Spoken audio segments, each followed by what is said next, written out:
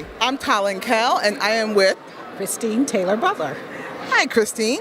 So we are now at the Atlanta Science Fiction and Fantasy Expo at North DeKalb Mall 2018.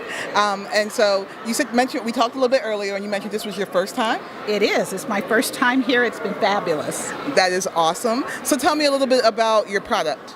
Well, I'm a big nerd. I'm a recovering civil engineer from MIT, and I wanted to write an action and adventure story where African American families were at the lead. And so this is The Lost Tribe, about a boy and his friends who have 7 days to get through a game with a promise of a world expedition and a surprise ending. But the more they play, the more every parent on the block tries to sabotage their efforts to get through, because the game is a secret way for the uncle to point out that maybe the parents aren't who they say they are. That is a lot. How much is this? This is $10. This is about to get bought. Well, actually, do you have it? Is this available on Kindle also? It's available on Kindle and Nook.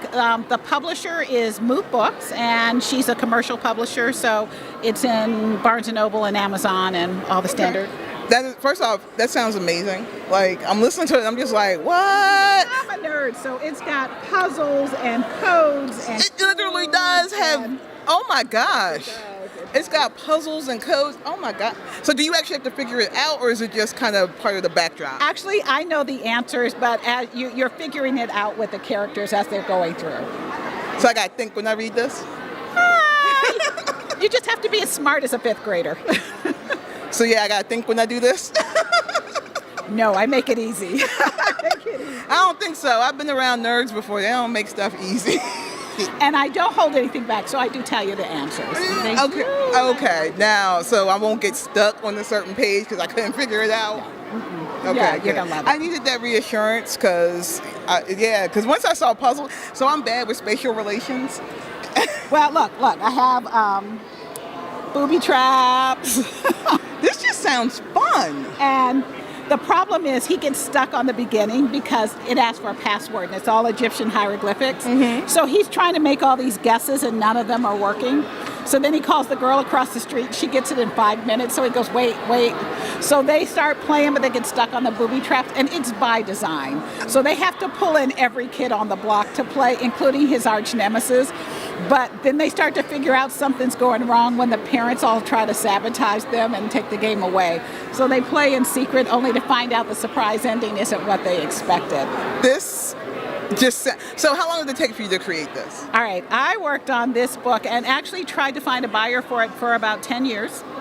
But you know how the industry is. Black books don't sell, and we don't buy books, and we don't read books. And then I did about 80 books for Scholastic in the school and library market, and my editor was leaving and said, I'm starting another company, and I would like that book. And she got it right away, what I was doing. Mm-hmm. And she's done a beautiful job with the artwork and picking out the illustrator, and so it's been really successful.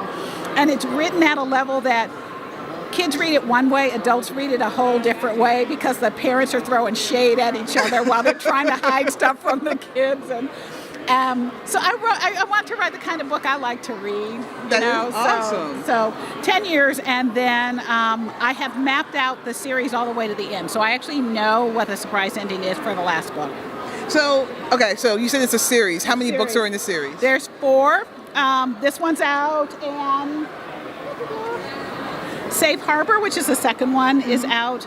Trials, where they're going through their rites of passage, will be out in the fall, and then the last book drops next year. Wow. So it'll be finished next year. Well, congratulations on that. That's impressive.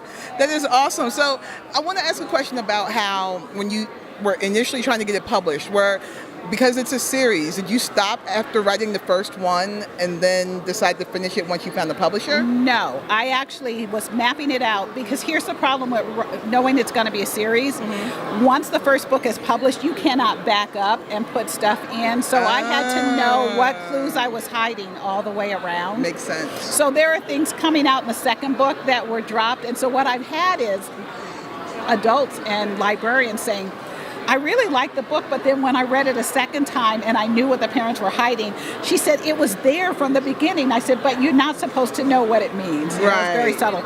So there are actually hints to the ending of the book all the way through. And I have friends who are commercially published who said that they wish they had been able to map out their book before the first one is, because you can't go back and rewrite the first one. So exactly. Wow. Yeah. Well, first off, that's great to know. You know, as an aspiring fiction writer. Always have a plan. Always have a plan.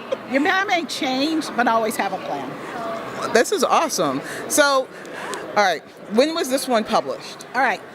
Tribes was published in 2015, Safe Harbor 2017, mostly because I was behind, and then Trials is coming out this year, so 2018. Okay.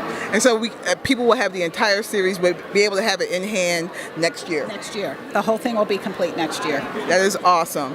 Well, first, I want to thank you for taking the time to interview with me today. This project is amazing. And is the puzzle part of it, or is that just kind of a marketing thing to get people to notice? No, the puzzle really is part of it. Like that?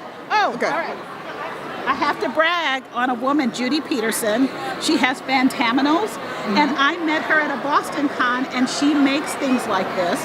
Her grandson was reading the series, so she said, I made your logo. Oh! So we are going to be together at the World Science Fiction Convention, and she's going to bring in a scroll saw, and she's going to be making things. She makes dragons and orcas and all kinds of things, but she liked this, so she made this one for me, and she already had one that looked kind of like the character's cat, so I got one. So it brings people to the table. It does. And these are available for sale online also? She's going to put up a website so that you can get them. No, first off, all of this is amazing, again, and I love it.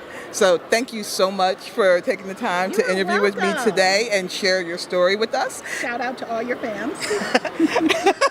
All 10 of them. No, I'm kidding.